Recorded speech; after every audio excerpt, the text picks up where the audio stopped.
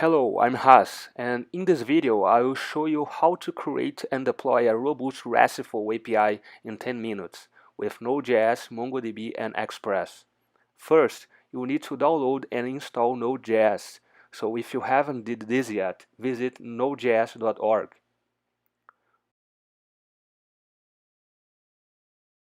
You will also need to download and install the MongoDB service if you want to run your API locally.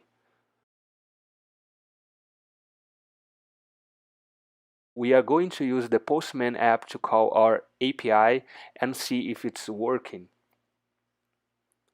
We are going to deploy it on Heroku using the Heroku CLI. And finally, we are going to use Yaman and generator REST to generate a boilerplate to a project. All we are going to do here is described in its README, so go there if you have any doubts. Once you have Node.js and npm installed, open your terminal and type npm install-g io and generator rest to install Yaman and our generator. Wait for the installation to complete and make a new directory to our project. Change to that directory and run io-rest, which will generate our project. Choose a name to the project and continue responding to the questions.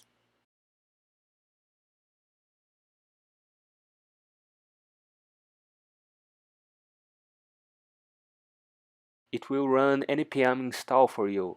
Wait for the installation to complete and now you can open your code editor to see the generated code.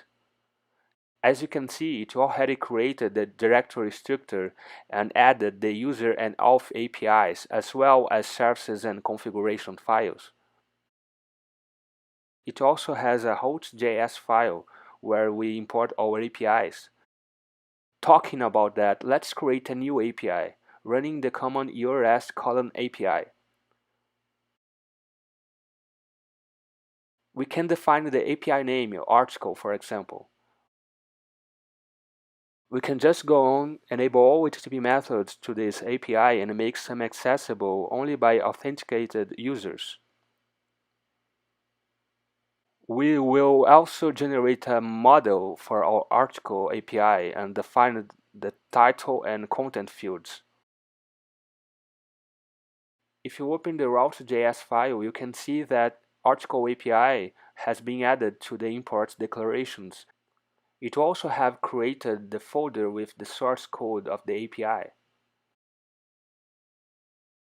Back to terminal, now we have some commands we can use inside our project, like npm install, npm run lint, and others. But for now, we are going to use npm run build to create a distribution package for our API.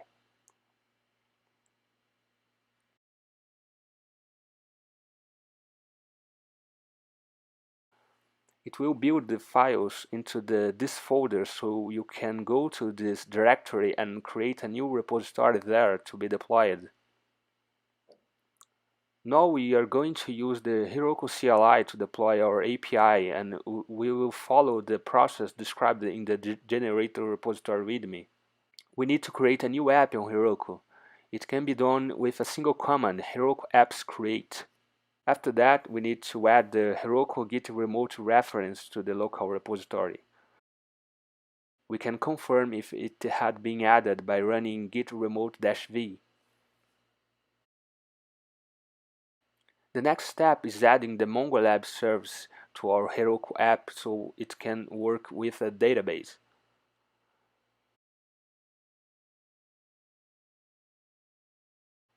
Now we must pass our environment variables to the Heroku app. These variables are defined in the file .env in the root directory of our project. We can just copy and paste each of them and run the command heroku config set.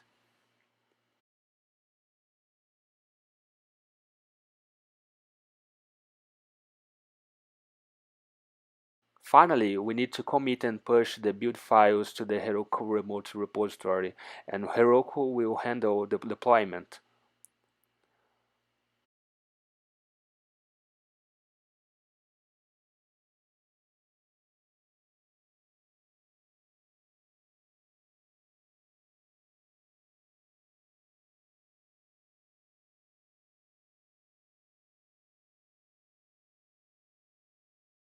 We can type Heroku open to open our deployed app in the browser.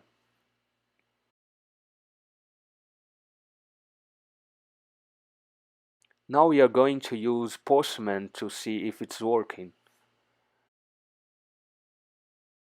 But we still don't know how to call our API. We need the documentation, so back to terminal, we need to back to the root directory and type npm run docs. It will generate a full documentation to our API.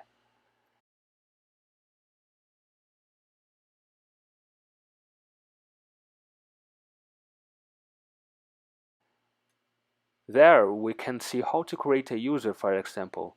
We need to send a POST request to the user's endpoint, passing an access token with a master key, the email and password.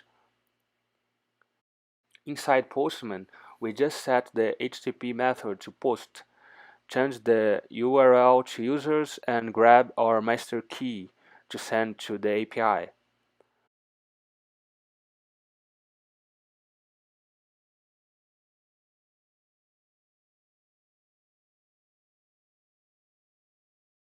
We also pass the email and password of our new user.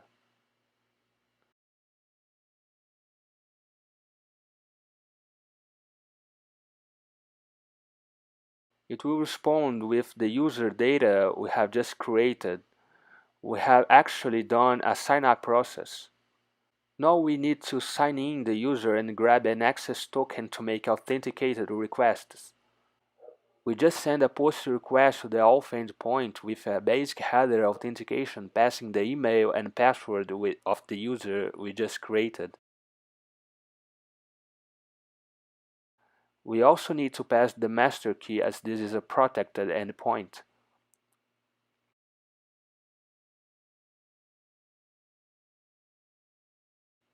It will respond with the user data and the token we can use to make authenticated requests.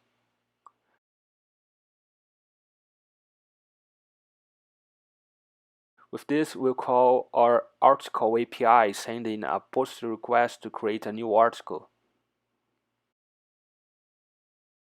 As this is a user-protected endpoint, we must pass the token we just received and, of course, the article data.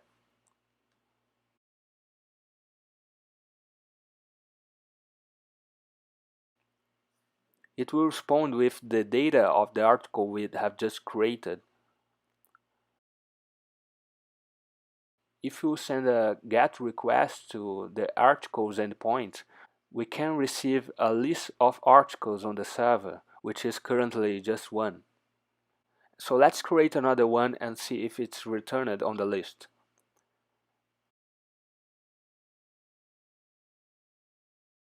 Yeah, so here they are. We can refer to our documentation to see what more we can do.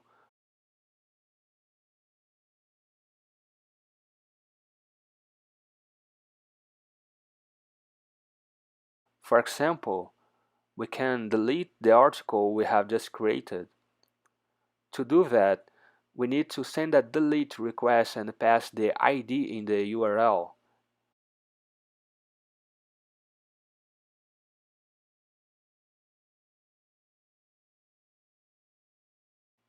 As you can see, we still have two articles returned by the GET request. When you delete, we receive a 204 no content status, which means that the resource was successfully deleted.